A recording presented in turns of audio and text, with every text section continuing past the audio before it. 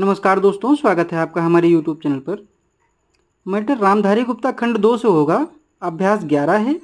Speed 100 शब्द प्रति minute रहेगी। शुरू करेंगे 3 सेकंड में। भाइयों, आखिरकार एक लंबे संघर्ष के बाद, जो कि मुख्य रूप से अहिंसात्मक था और जिसका नेतृत्व ऐसे विलक्षण व्यक्ति ने किया जो अहिंसा और सत्य को ईश्वर का पर्याय मानता था, परंतु स्वतंत्रता के किनारे पहुंचने के अंतिम चरण में भारत को खून की नदी में से होकर गुजरना पड़ा और यह नदी भारतीयों ने ही खोदी थी तथा इसमें भारतीयों का ही खून बह रहा था। अभूतपूर्व पैमाने पर लोगों का निष्क्रमण हुआ।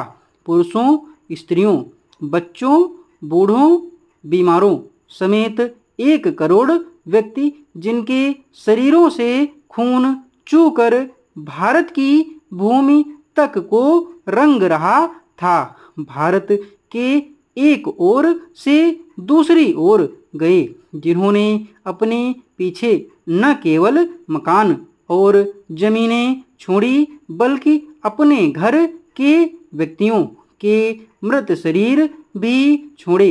स्वतंत्र भारत के किनारे तक पहुंचने के लिए देश को यह मूल्य चुकाना पड़ा और वह 2 प्रभुता संपन्न राष्ट्रों भारत और पाकिस्तान में विभाजित हो गया। यह 15 अगस्त 1947 की बात है।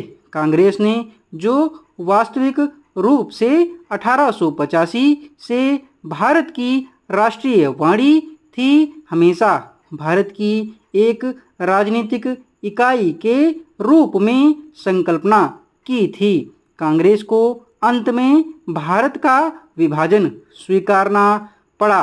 वैसे तो यह स्वीकृति सहमति से दी गई थी, परंतु वास्तविक रूप में देखा जाए तो यह ब्रिटिश शासकों द्वारा पिछले कई दशकों से उत्पन्न की गई परिस्थितियों के दबाव के कारण था। फूट डालो और राज करो की नीति पहल अलीगढ़ मुस्लिम कॉलेज की स्थापना के साथ शुरू की गई। एक दूसरे के बाद आने वाले 3 ब्रिटिश प्रिंसिपलों ने पृथकता का विचार मुस्लिम नेताओं और छात्रों के मन पर बैठाया।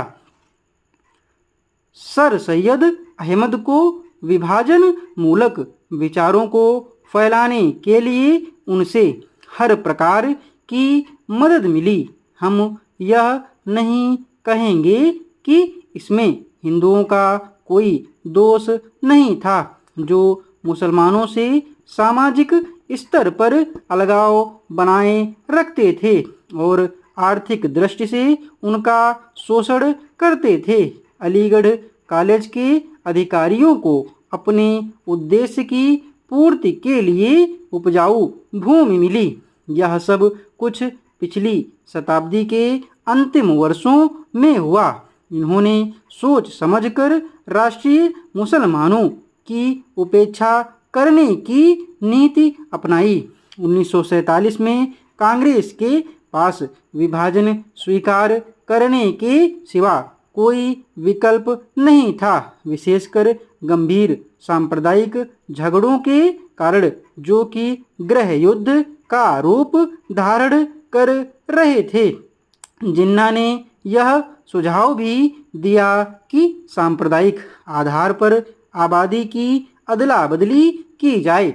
शायद वह बेहतर समाधान होता, क्योंकि इससे शायद वे क्रूर कृत्य न होते जो बहुत लंबे काल तक पड़ोस में रहने वालों के साथ उनके पड़ोसियों ने किए।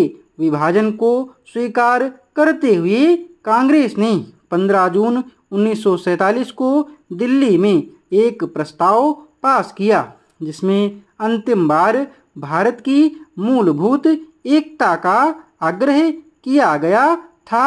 इसमें कहा गया था पिछली 2 पीढ़ियों के श्रम और बलिदान की नहीं, बल्कि भारत का विस्तृत इतिहास और परंपरा भी इस मूलभूत एकता की साक्षी है।